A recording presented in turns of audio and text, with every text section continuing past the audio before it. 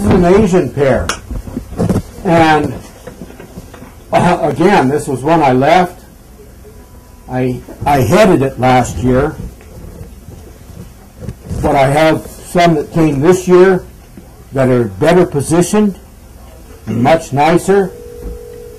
So this one was history. Plus, I didn't like what it did on the end. It made too many sprouts. I didn't like that at all. So I got rid of it. All right. This is a Shiro plum.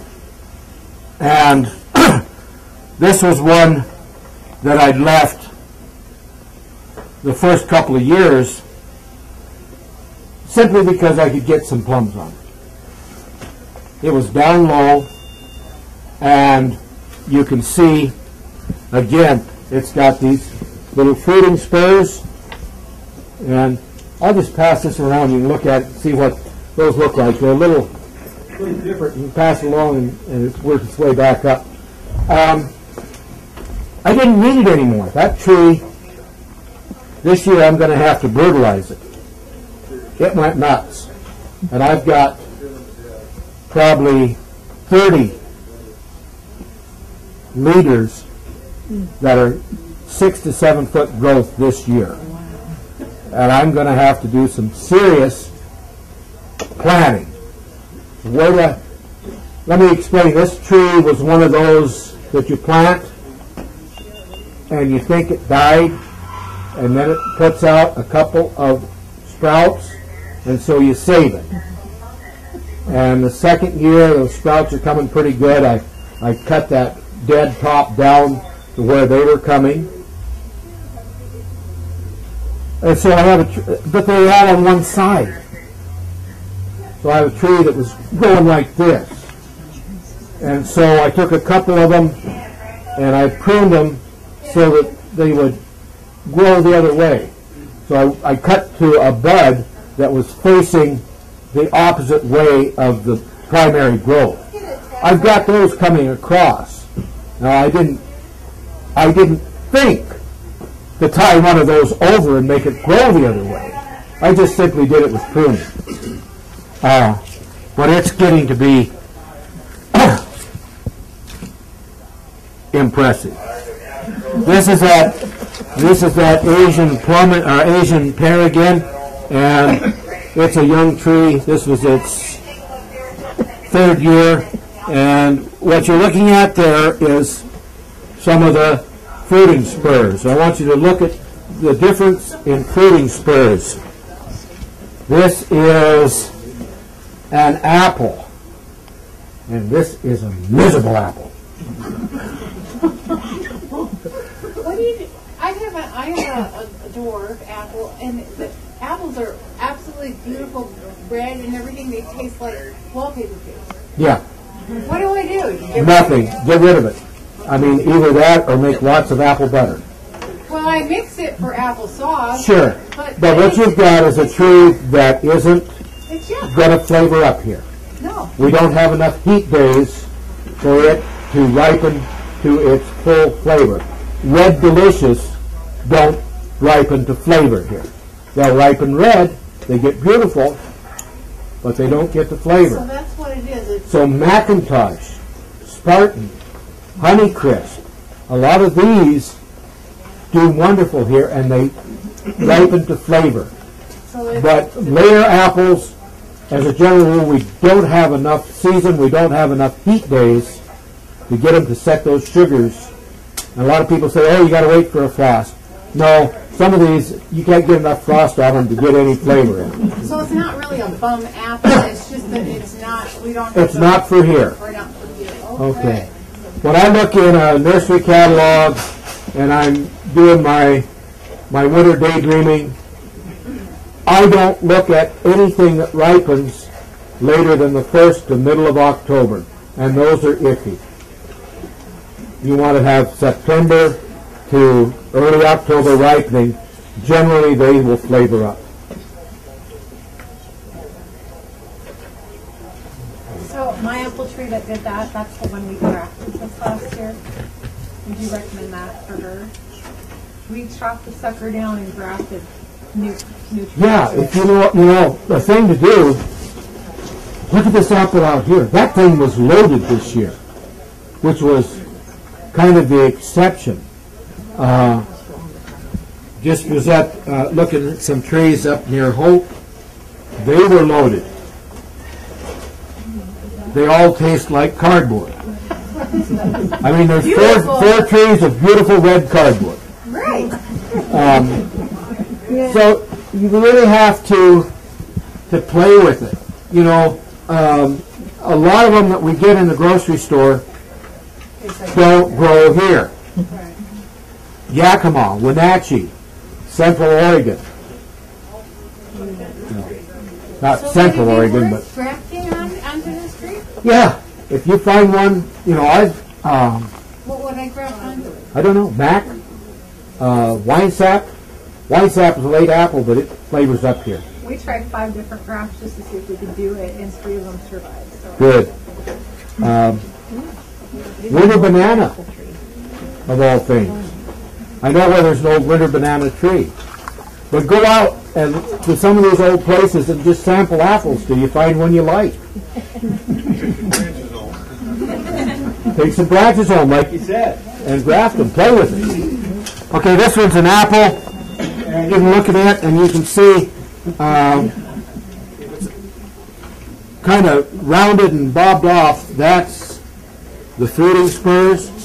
And take a look at those. Now, she brought up an interesting point, and I'd almost forgotten. And we have a situation where it's impossible to do the right thing. And that's your 4-in-1 fruit tree. I have a 4-in-1 apple, I have a 4-in-1 pear, I have a 3-in-1 plum. And? You just have to let them do what they're going to do. You can play with them where they cross over, you know, if you've got branches that are definitely coming across. But the first thing that happens is the tags fall off the limbs. So you don't know what is actually a different fruit and what is just another branch off of one. Hacked him off another tree, and I said, "Which one's which?" He's like, "I don't know." We don't know. So you know you're gonna play. You're gonna keep thinning, but you're not going to take major branches out because that may be now a 3-in-1 instead of a 4-in-1. So you had luck with these? Yes, the pear is wonderful. I just You know, there's something every year. It's got a Bartlett, it's got a red Bartlett, it's got a Seckle, and I don't know what the other one is, but it's great.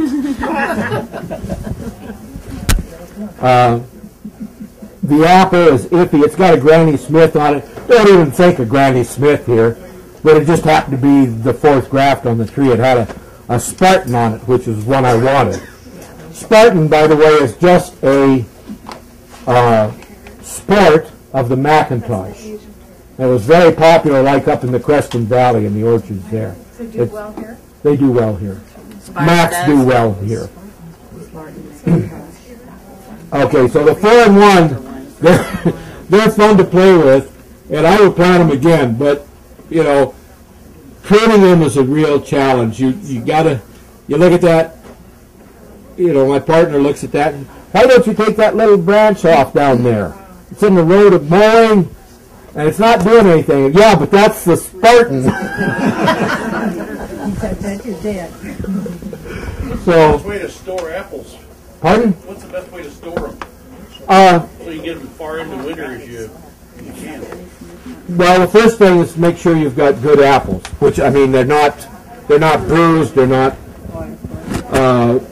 you know, even, you don't want, they'll keep, but if you've got a wormhole, and a note on the wormholes, the worm is gone, so it's not an issue. Oh, yeah? But that's a point for mold to get in and rot your apple. So the key is to have, you know, good apples clean apples, and then keep them cool. You know, the long-term storage is somewhere between 28 and 31 degrees, and they're in nitrogen gas and other things, and that's why we get Red Delicious in March and May. And yeah, cardboard apples again. Anybody remember the Red Delicious when they were? Yes. Yes. You bit into them, they cracked, And they weren't and the juice ran down your chin. Yeah, that was a long time. Do we store Okay. them in buckets, or need to be on shelves, or Um, shelves? We've always- Boxes, buckets, you know, wooden boxes work as good as anything. The old apple baskets work fine. You just have to kind of, So they're ventilated. yeah, have them where you can kind of go through them once in a while, because no matter what you do, there's going to be some that rot, and they're always going to be underneath. So you have to look at them. But as a general rule, that, you know, We will. a lot of them will keep right through till spring if they're good and cool. So,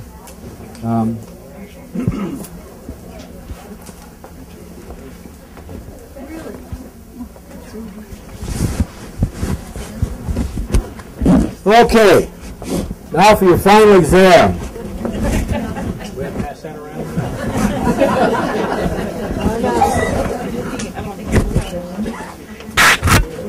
What do you do with something like this?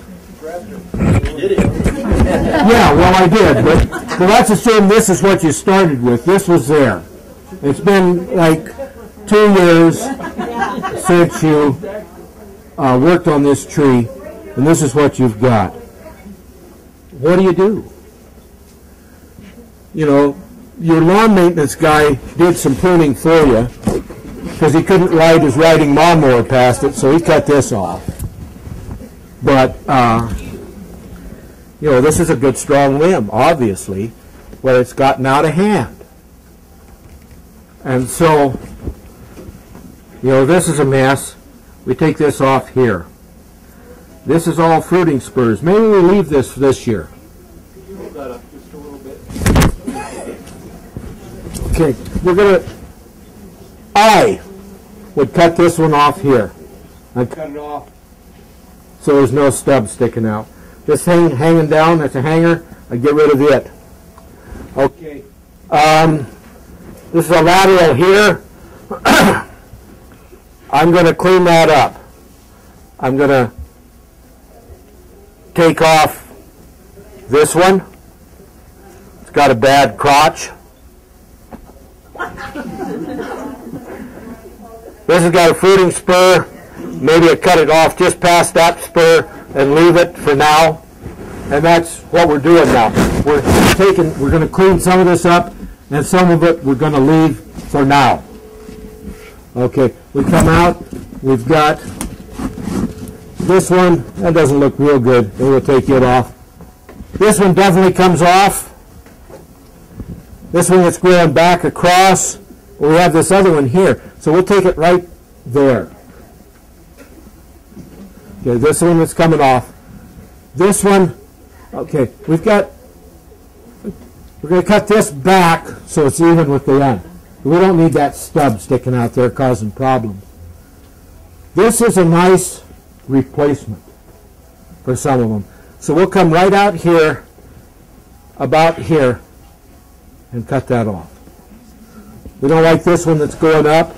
We'll take it off right there. And all of a sudden we're down to about where we need to be.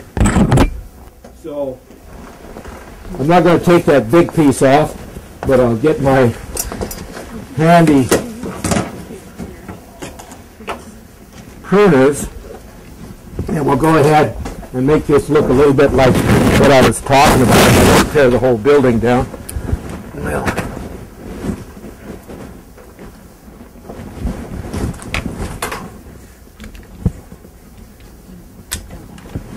okay, so that's slightly larger than this is qualified for, but we don't worry about that.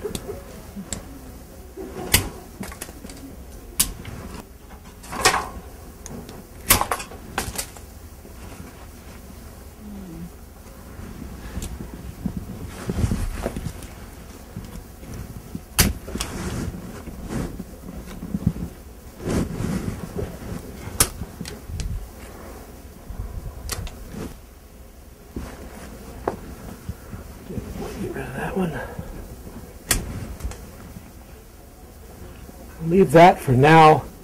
We'll come up here, shorten that up. And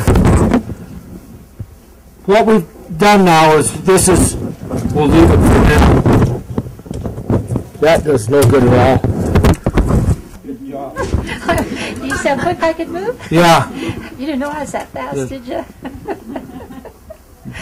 That may be memories from chemistry here. I think probably so. Some science class. We went to school together. Okay. Ray 2. So could you describe the one that had a bad crotch? What would you describe it as? Okay. When we talk about a bad crotch, we're talking about a V shape. Okay. And what you want is one that spreads farther. So a crotch between limbs should be somewhere between 45 and 60 degrees to be a strong one. Narrower than that, and it splits really easy.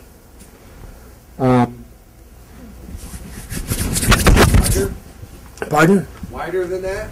Like 90 degrees on... Yeah, well, some of them do that automatically. That's okay. That's okay. But it's those narrow ones, and this is what happens. Okay, this is real common.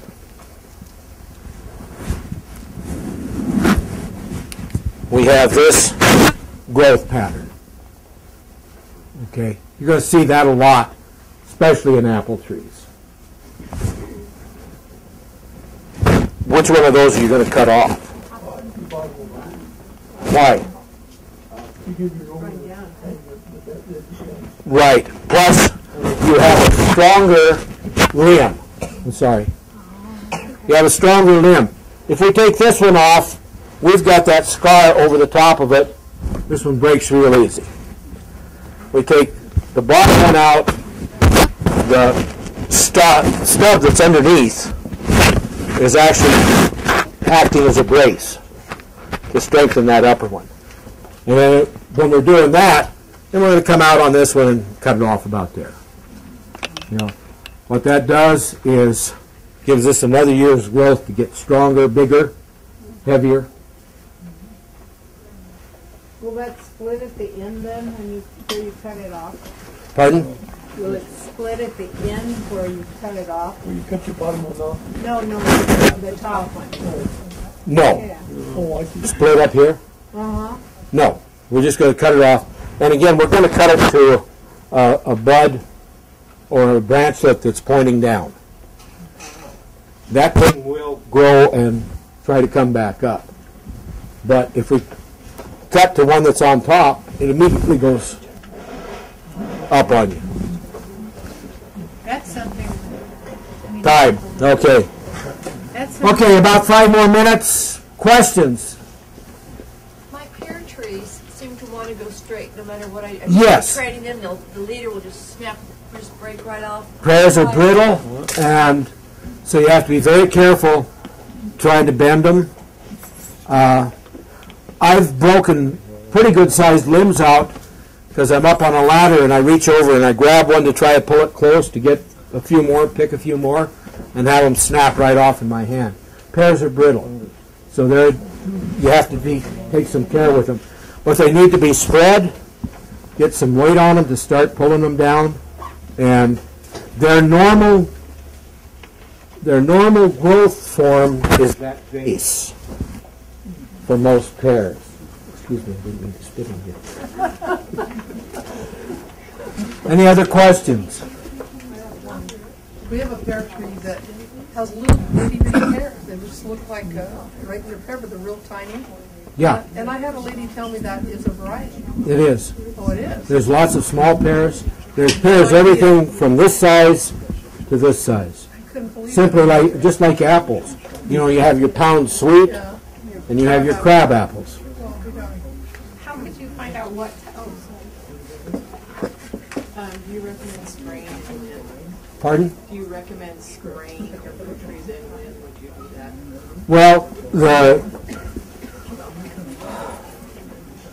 I try not to, but you have to a lot of times, especially with the fungus, these wet springs we have. And the timing on that is right in the literature that comes with your dormant oil sprays, with your copper fungicides, and it will tell you exactly when to do it, because everyone is slightly different. But say for apples, if you get really technical, they're saying, you get out there with your tractor and you've got a 40-acre orchard, and you spray when the buds are full pink but haven't opened. Right. So it's like, okay, and it's pouring rain today. Right, yeah. Like last year. Or last summer. So, just make sure you read your literature thoroughly and follow those directions, because everything is different. You can try some of the other things, some of the traps and stuff, but even like codling moth is the big issue with apples here. And all it does for you with the codling moth, with the traps, is tell you when they're there. And then you can go apply something else. Okay, one more question. We're trying to establish a new orchard. It's just kind of a hodgepodge of different types of fruit trees. Is there any one fertilizer that would be able to help to like all these different fruit trees, and what time of year would we start applying and stop applying? Well, in the spring, you can put compost on. You don't want to really crowd them, because you get too much of that weak growth. So just a good compost. You can go with the tree stakes they've got. That's a long-term time release fertilizer for them, and it's good to do something early on to get them going. We forget that they put out a lot of effort in growth and in producing fruit. They do need fed. At the same time, we don't need to hit them with a lot of nitrogen and stuff. They need the trace elements. They need some of the other things. So a good compost is going to give you a lot of the humus building things that you need. And you just put that on top of the ground, or yeah, dig it in? You can put it right on top. What I do is weed out a circle around my trees. These are in the yard, not out on the farm. And once I have that ground bare, I put a bag or two of compost on it and let it go. But what about 16? I guess you use 16 to fertilize shrubs and stuff. well, in a limited amount. Again, a little fertilizer gives you a very strong tree or shrub. Too much, and you actually create this weakened condition where it's growing too fast, more susceptible to attack from pests. So, all right. Thank you. That's it. Thanks, John. Thank you very much. Thank you. Great attendance. I hope I answered some questions.